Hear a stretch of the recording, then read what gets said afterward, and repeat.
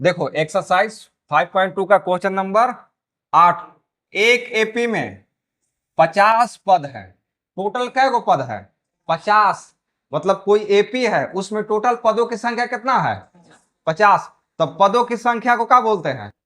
N. तो यहाँ N बराबर लिख लेंगे, कितना दिया है? 50। टोटल कितना पद है? 50। जिसका तीसरा पद कितना है? 12। तीसरा पद को क्या लिखेंगे? A3। A3 बराबर कितना दिया है? 12। तो यहां पे लिख लेंगे 12। हो गया। अब आगे चलो। और अंतिम पद कितना है? 106। अंतिम पद को क्या लिखते हैं बताओ तो? एन। एन क्या लिखेंगे? एन। अंतिम पद कितना है? 106 है। यहां तक समझ में आ गया ना? अब देखो यहां से इसका 29वां पद ज्ञात कीजिए। 29वां पद को कैसे लिखेंगे बताओ? 29वां पद A29, यही आपको निकालना है। समझ में आ गया? आया कि नहीं आया? अब यहां से देखो, जो क्वेश्चन में दिल रहेगा उसी के सहायता से क्या करेंगे? हल करने का कोशिश करेंगे। तो बताओ किसका किसका मान है? A3 का मान है और किसका मान है? AN का मान है। तो इसको हल करेंगे और इसको हल करेंगे। समझ में आ गया? तो देखो सबसे पहले A3 का क्या फॉर्मूला होता है? A+2D। फिर बराबर है तो क्या लिख लेंगे? बराबर 12 के 12। समझ में आ गया? ये हो गया पहला समीकरण। अब यहां से देखना इसको, यहां बताओ। अब यहां से देखो, इसका फॉर्मूला क्या होता है? एन का। तो एन का फॉर्मूला क्या होता है बताओ? एन का फॉर्मूला होता है A+N-1 इंटू डी। फिर बराबर है तो क्या लिखेंगे? बराबर कितना है? 106। ए का ए, फिर प्लस एन के जगह पर कितना है?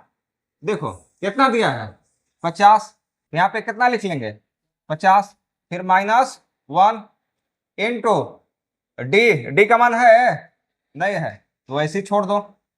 फिर बराबर 106। अब यहां से ए का ए प्लस, इसको इसमें घटा दो। 50 में से एक खर्च, कितना बचेगा?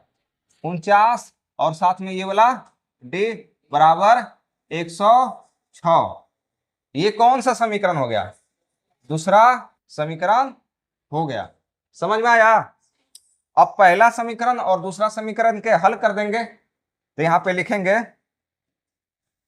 समीकरण 1 और 2 से पहला समीकरण कितना है? ये है A+2D इक्वल टू कितना? 12। ये है पहला समीकरण। दूसरा समीकरण यहां देखो है कितना है? A+49D equal to 106। ये है दूसरा समीकरण। समझ में आ गया? अब इसको कर देंगे विलोपन विधि से हल। तो इसमें देखिए पहली से ए बराबर है कि नहीं है? तो खाली चेंज कर देंगे, क्या चेंज करेंगे? देखिए ए प्लस में होगा तो क्या में लिखेंगे? माइनस में। ये 49 का में है प्लस में, तो क्या में लिखेंगे? माइनस में। यहाँ पे देखिए 106 का में है प्लस में, तो क्या में लिखेंगे? माइनस में। अब यहाँ पे देखो का कट रहा है, ये ए से ए कैंसिल हो जाएगा, प्लस माइनस में है कट जाएगा।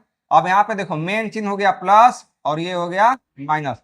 तो प्लस माइनस घटेगा, चिन्ह के कर लिखाएगा बड़ा का। कितना बचेगा बताओ? ये बचेगा 47 -47D। फिर बराबर, अब यहां घटाओ, कितना बच रहा है? ये बचेगा -94। कितना बच रहा है? 94।